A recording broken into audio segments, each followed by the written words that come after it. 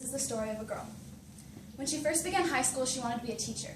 She wanted to be a cute, innocent lady in a cute, modest dress who inspired kids to succeed in school. In the second semester of her sophomore year, one of her classes had a teacher's aide, and one day after class, he asked her for a number. She was completely stunned. I mean, she wasn't pretty or smart or outgoing or anything. No guy ever showed her any interest, much less a senior. Sporadic texting turned into late-night Skype calls, turned into Starbucks dates after school.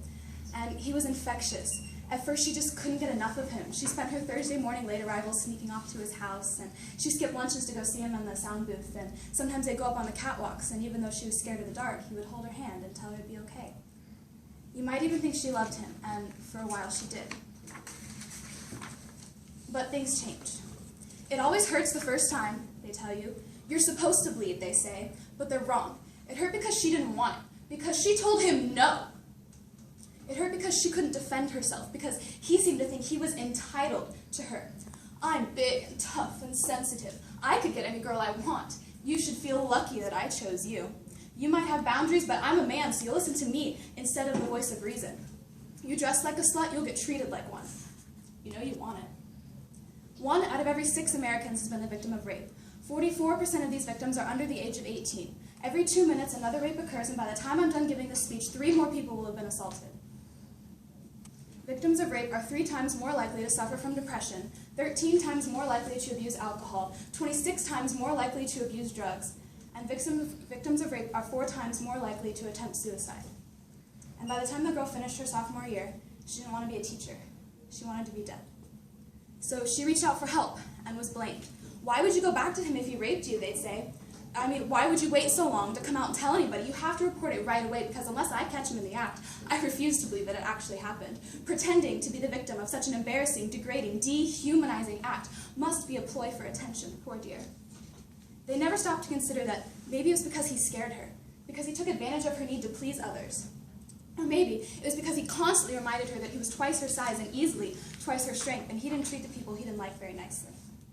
But no, that couldn't possibly be the reason. She was obviously too easy, leading him on and secretly liking it.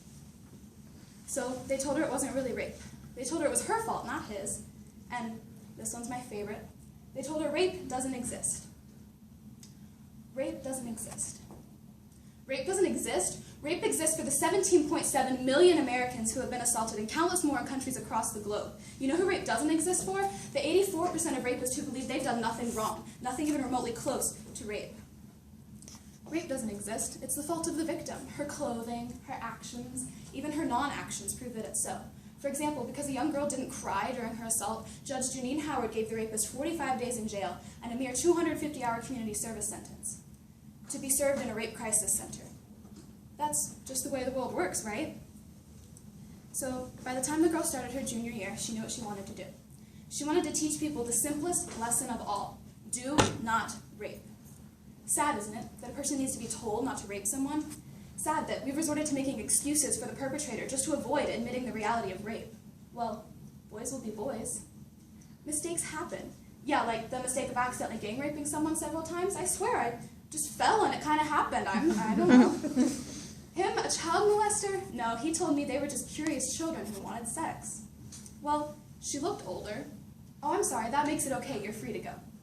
And they wouldn't fare well in prison. 1, that's what prison's for. 2, maybe because even convicts know how to treat rapists. And then you get the educated people, you know, the ones that throw the big, sophisticated words at you, so you think they must be right because you're not really sure what they're trying to say. Like Senator Saxby Chambliss. Well, you see, nature sets in place the possibility for these types of things to occur. Or Missouri Representative Todd Akin. Well, if it's a legitimate rape, the female body has a way of shutting these things down.